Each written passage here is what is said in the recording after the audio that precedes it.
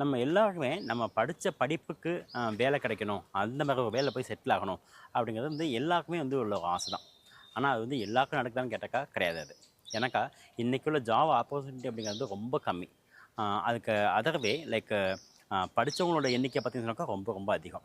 அப்படிங்கிறப்ப நம்ம வந்து இன்னொருத்தக்கிட்ட தான் போய் ஜாப் பண்ணணும் அப்படிங்கிற அந்த மென்டாலிட்டியை ஃபஸ்ட் நம்ம மாற்றணும். ஆனால் இதுக்கு வந்து நம்மளோட பெரியவங்க, நம்மளோட அப்பா, தாத்தா காலத்தில் உள்ளவங்கலாம் அதுக்கு வந்து கண்டிப்பாக சப்போர்ட் பண்ணவே மாட்டாங்க. ஏன்னா அவங்கள பொறுத்தவரையில நல்ல ஒரு கவர்மெண்ட் ஜாபாக பாருடா, அதில் போய் செட்டில் ஆகிடுறா, நல்ல ஒரு பேங்க் ஜாபாக பாரு, அதில் போய் செட்டில் ஆகிடு, இப்படிங்க வந்து அவங்களோட ஒரு மென்டாலிட்டி இருந்தது.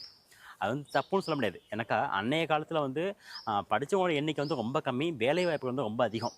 அன்றைக்கி வந்து வேலைக்கு தகுந்த படித்த மக்கள் கிடைக்காத இருந்த ஒரு காலம் அது. ஆனால் நம்ம சுச்சுவேஷன் அப்படி கிடையாது. நம்மளுக்கு வந்து ஒரு 5% நம்மளுக்கு வந்து வேலை இருக்குது. ஆனால் படித்தவங்களோட எண்ணிக்கை பார்த்தீங்கன்னாக்கா 100 இருக்குது உங்களுக்கு. நம்மளும் ஜாபுக்கு போகணும் அப்படின்னு சொல்லிட்டு சிட்டிக்கு வந்து கிடைக்க நம்ம நினச்ச ஜாபு கிடைக்காம ஏதோ ஒரு கிடைச்ச ஜாபில் சம்திங் லைக் ஒரு ஸ்விக்கி, ஜொமேட்டோ இந்த மாதிரி இதில் வந்து ஒரு டெலிவரி பீப்புளாக இருக்கணும். நான் அவங்க வந்து தப்பாக சொல்லலை. ஆனால் அவங்க வந்த பர்பஸ் வந்து வேறையாக இருக்கும். அந்த நல்ல ஜாப் கிடைக்காம இதில் வந்து செட்டில் ஆனவங்களாக இருப்பாங்க அவங்க.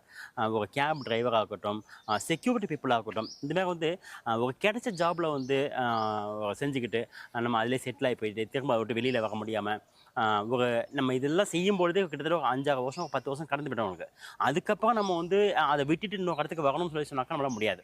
ஸோ இருக்கிறதுலே நம்ம வந்து கண்டினியூ பண்ண ஒரு சுச்சுவேஷன் நம்மளுக்கு வந்துடும். இது மாதிரி இல்லாமல் ஒருத்தருக்கும் ஒரு டேலண்ட் கண்டிப்பாக எப்படி தாங்க செய்யும்.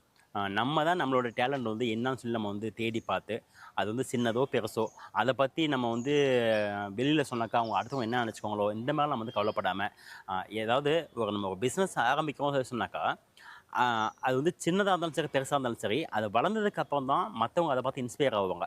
ஆரம்ப காலத்தில் வந்து இதெல்லாம் சக்ஸஸ் ஆகுமா அப்படிங்கிற ஒரு கொஸ்டின் வந்து எல்லாருக்குமே இருக்க தான் செய்யும். அது நம்ம பிஸ்னஸ் வந்து சக்ஸஸ் ஆகுதோ இல்லையோ அப்படிங்கிறது அது சைடில் வச்சுருங்க. நீங்கள் அதுக்கு மேலே வந்து ஒரு முழு எஃபர்ட்டை போட்டு அந்த பிஸ்னஸை ஸ்டார்ட் பண்ணுங்க. நீங்கள் கண்டிப்பாக உங்களுடைய எஃபெக்ட் இருந்த மாதிரி வந்து அந்த பிஸ்னஸ் வந்து மேலே போகும். நம்ம வந்து ஒருத்தட்ட கீழே போய் வந்து நம்ம சம்பளம் வாங்கணும் அப்படிங்கிற மென்டாலிட்டியை விட நம்மளுக்குன்னு சொல்லி ஒரு செப்பரேட் ஒரு பிஸ்னஸ் ஆரம்பித்து அதில் வந்து ஒரு அளவுக்கு நம்ம வந்து சக்ஸஸ் நம்ம வந்து ஒரு டாட்டா பிர்லா மாதிரியோ ஒரு அம்பானி மாதிரியோ வந்து அவனுங்கிற மாதிரி சொல்லலாம். நீங்கள் எடுத்த உடனே வந்து பெரிய பிஸ்னஸ் ஸ்டார்ட் பண்ணி அப்படிலாம் நம்ம சொல்லலாம்.